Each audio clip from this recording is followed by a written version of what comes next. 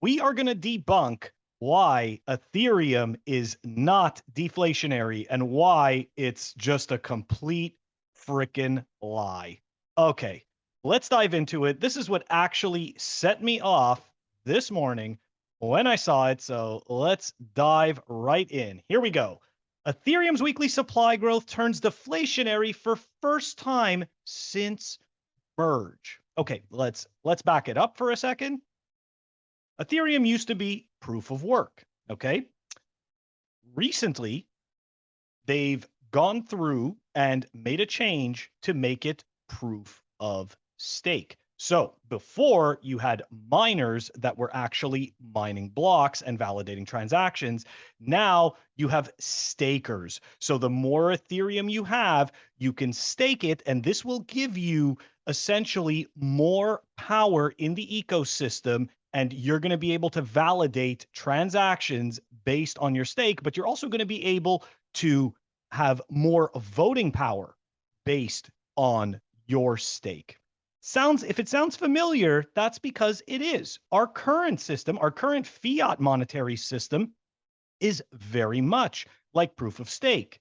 The more money that you have, the more that you can make, or at least that is the logic behind it, because you can make bigger investments. And as a result, of course, the more money you have, the more people you can influence. Anyways, we're going sidetrack on this. Let's get back to it. Here we go.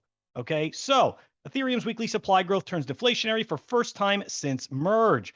Ethereum's supply growth has become deflationary over the last 7 days. Keep that in mind. It's deflationary over the last 7 days.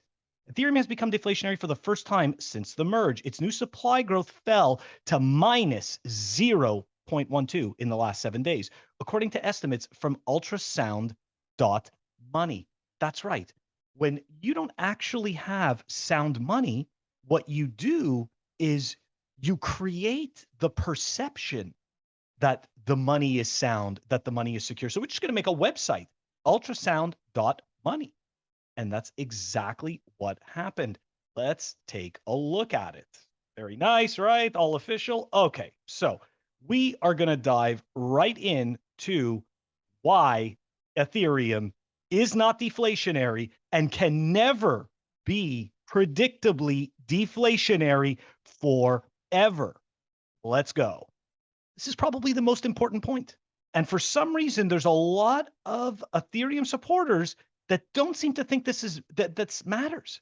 But you see, you can't call yourself ultrasound.money if your money isn't ultrasound or hard.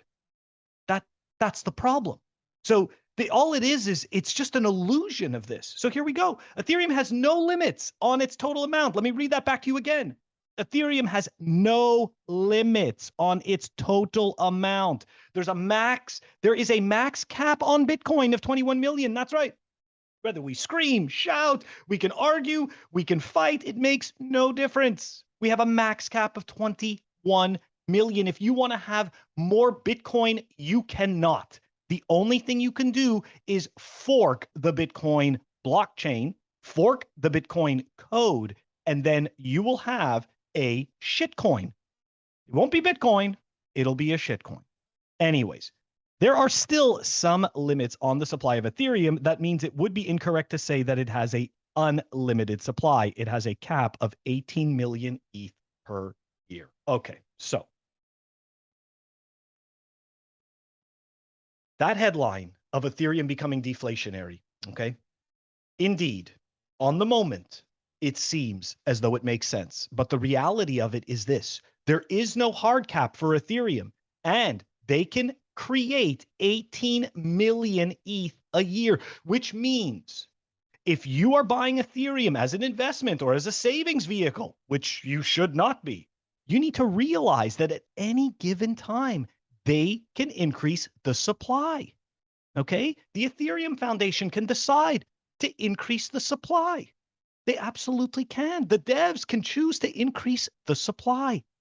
So even though it may seem, well, look, it's deflationary and it's only going down, it is not written in stone.